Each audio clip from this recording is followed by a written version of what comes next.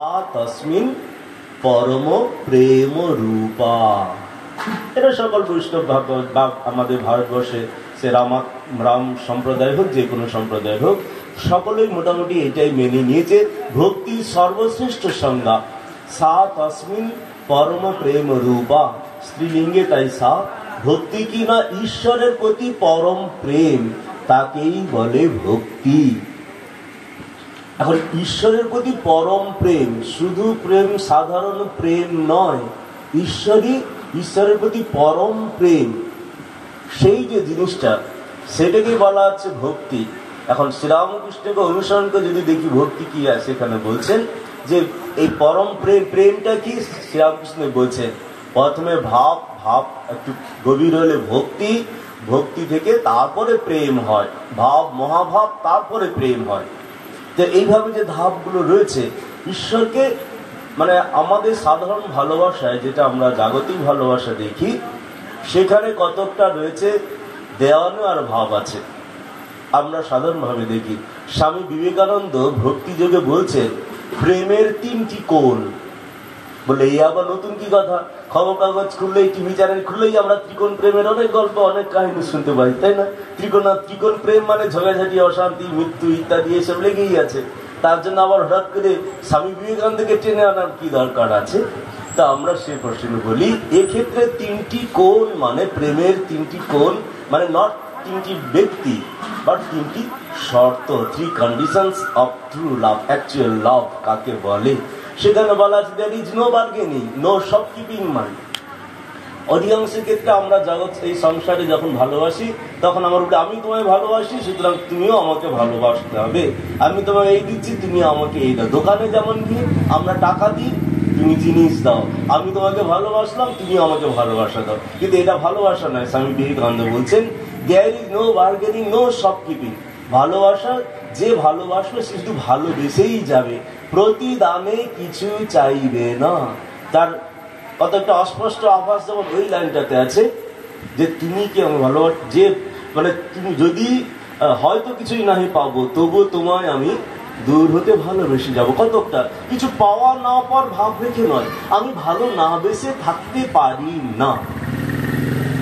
যেমন আমাদের হিমালয়ের সামনে দেখে যুধিষ্ঠির বলছিলেন দ্রৌপদীকে, ঈশ্বর কি এই যে হিমালয় দাঁড়িয়ে আছে, কিছুই আমাকে দেয় না, কিন্তু তবু আমি একে না ভালোবেসে থাকতে পারি না। ঈশ্বরকেও তেমনি। তাই স্বামী বিবেকানন্দ বলছেন প্রেমের প্রথম কোন কি বৈশিষ্ট্য হচ্ছে, সেখানে কোনো দেওয়া নেওয়ার মনোভাব থাকবে না।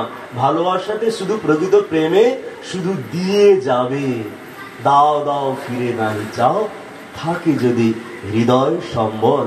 হৃদয়ে সম্বল যার আছে, হৃদয় আছে যার, সেই তো ভালোবাসে, তাই না? সুতরাং প্রেমে প্রথম শর্ত হচ্ছে সে শুধু কোনো কিছু পাওয়ার ইচ্ছা না রেখেই শুধু ভালোবেসে যাবে। তারপরে বলছেন there is no fear, প্রকৃত প্রেমে কোনো ভয় থাকে না। বলে এই আবার নতুন কি কথা, আমরা তো সকলেই বলতে থাকি প্যার কিয়া তো ডর না কিয়া। বলে এই সেই ডর নয়, প্রেমে প্রেমাস্পদকে হারানোর ভয় থাকবে না। কাছে থাকলো কি দূরে থাকলো কিছু এসে যায় না, সে আমায় ভালোবাসলো কি বাসলো না কিছুই এসে যায় না। আমাদের এই ভয় থেকেই আমরা প্রেমাস্পদকে স্বাধীনতা দিতে চাই না। যাকে আমি ভালোবাসি আমরা কি প্রত্যাশা করি, সে আমার কথা মতো শুনবে, আমি যেমন যেখানে যেতে বলবো তেমন যাবে, আমি যেমন পোশাক পরতে বলবো তেমন পোশাক পরবে, যে কাজ করতে বলবো সেই কাজে যাবে, যে পার্টিতে যেতে বলবো সেই পার্টিতে যাবে।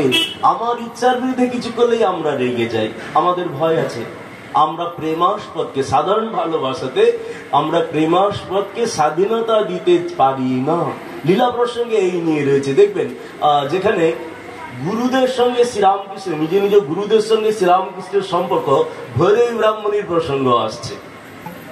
শ্রীরামকৃষ্ণ যখন মা সারদার জীবন গঠনে প্রবৃত্ত নিযুক্ত হলেন, নিজের শিষ্যার মতো, শ্রী মা শ্রীরামকৃষ্ণের শিষ্যার মতো তার জীবন গঠন করছেন, কিন্তু যেহেতু মা সারদার কাছে যাচ্ছেন, এটা ভৈরবী ব্রাহ্মণীর পছন্দ হচ্ছে না, যে তুমি বাবু বেশি স্ত্রীর কাছে যাওয়া ঠিক না, তুমি এই ধর্মপথে আসছো।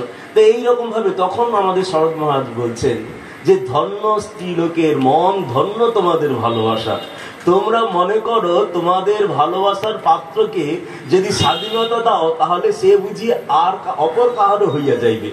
এই যে ভয়টা বললাম, তোমরা ভাবো তোমাদের ভালোবাসার পাত্রকে, প্রেমাস্পদকে যদি পূর্ণ স্বাধীনতা দাও সে বুঝি অপর কাহারও হইয়া যাইবে। তোমরা বোঝো না, এ তোমাদেরই ভুল বোঝা এবং এ দুর্বলতা। যদি সত্যিকার কাউকে ভালোবেসে থাকো, নিশ্চিত থাকিও সে তোমারই থাকিবে।